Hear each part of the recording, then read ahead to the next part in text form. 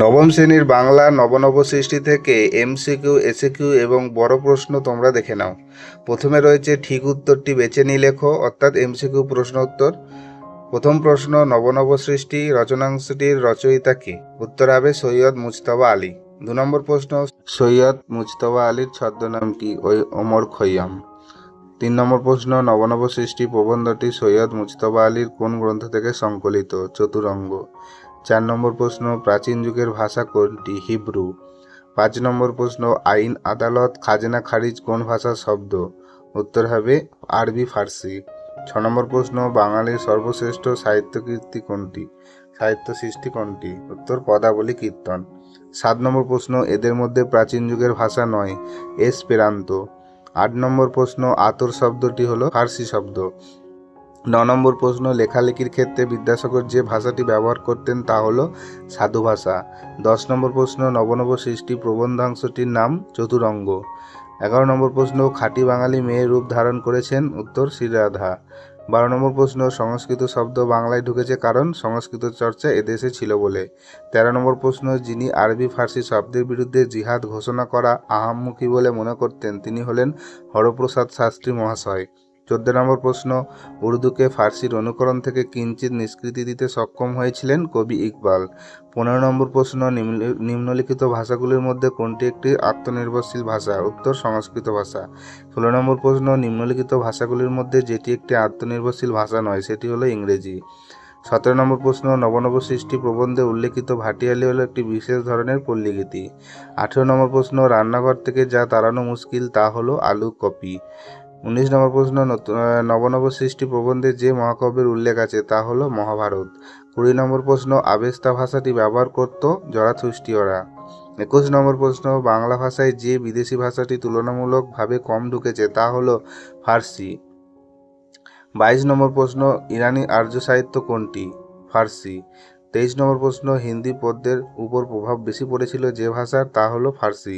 24 নম্বর প্রশ্ন, হিন্দি সাহিত্যের বঙ্কিমচন্দ্র কাকে বলা হয়? উত্তর প্রেমচাঁদ মুন্সি। 25 নম্বর প্রশ্ন, নতুন শব্দ প্রয়োজন হলে সংস্কৃত ভাষা নিজের ভাণ্ডারে খোঁজ করে। 26 নম্বর প্রশ্ন, বহু সাহিত্যিক উঠে পড়ে লেগেছেন কোন ভাষা? হিন্দি ভাষা। 27 নম্বর প্রশ্ন, আবরু দিয়ে, ইজ্জত দিয়ে, ইমান দিয়ে, বুকের রক্ত দিয়ে কে লিখেছেন? উত্তর হবে রবীন্দ্রনাথ।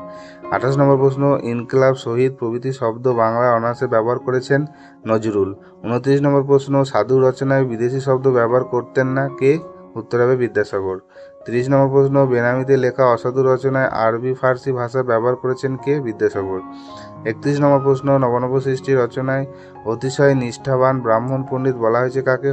হরপ্রসাদ শাস্ত্রীকে।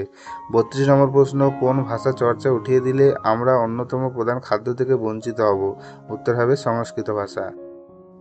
33 নম্বর প্রশ্ন, প্রাচীন যুগের সব ভাষাই আত্মনির্ভরশীল ও স্বয়ংসম্পূর্ণ।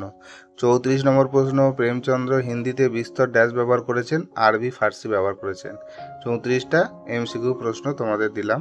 এরপরে এক কথায় যে প্রশ্নগুলো আছে তোমরা দেখে নাও। আমি প্রশ্নগুলো আর পড়ছি না, তোমাদেরকে আমি দেখিয়ে দিচ্ছি, তোমরা দেখে নাও। যেগুলো যেগুলো ইম্পর্টেন্ট আছে সেগুলো আমি স্টার মার্ক দিয়ে রেখেছি, তোমরা পারলে একটু খাতায় নোট করে নাও আর অন্তত একবার ভালো করে পড়ে নাও। এখান থেকে তোমাদের কমন শিওর দ্বিতীয় পর্যায়ক্রমিক মূল্যায়নের জন্য প্রশ্নগুলো অত্যন্ত গুরুত্বপূর্ণ।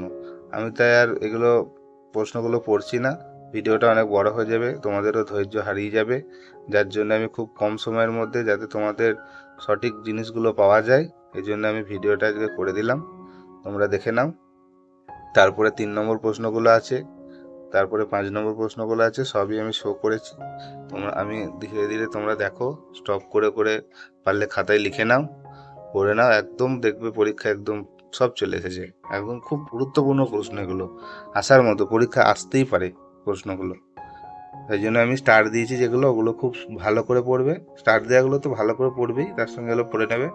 আর সবার আগে বলি যে তোমরা যখনই যে কোনো প্রশ্ন পড়ো না কেন অসুবিধা নেই, কিন্তু তার আগে বইটা 2-3 বার করে ভালো করে পড়বে, রিডিং পড়বে, প্লাস শব্দার্থগুলো যেগুলো অসুবিধা হবে তোমাদের বই আছে, গাইড বুক আছে, সেখান থেকে দেখতে পারো, নাহলে আমাকে কমেন্ট করবে স্যার এই শব্দের মানে কি, আমি সেটা বলে দেবো। আশা করি ভিডিওটা তোমাদের ভালোই লাগবে এবং অনেকটা হেল্পফুলই হবে। যদি তোমাদের মনে হয় যে ভিডিওটা আমার হেল্পফুল হয়েছে অবশ্যই একটা লাইক করে দিও, বন্ধুদের শেয়ার করে দিও আর সাবস্ক্রাইব করে দিও। এই ভিডিওর পিডিএফ লিঙ্কটা তোমরা যদি পেতে চাও অবশ্যই আমার টেলিগ্রামে জয়েন করো। টেলিগ্রামে সমস্ত পিডিএফ দেওয়া থাকবে, সেখান থেকে তোমরা তোমাদের প্রয়োজন মতো পিডিএফগুলো নিয়ে ডাউনলোড করে প্রিন্ট আউট করে নিতে পারো, কোনো অসুবিধা নেই, ফ্রি অফ কস্টে।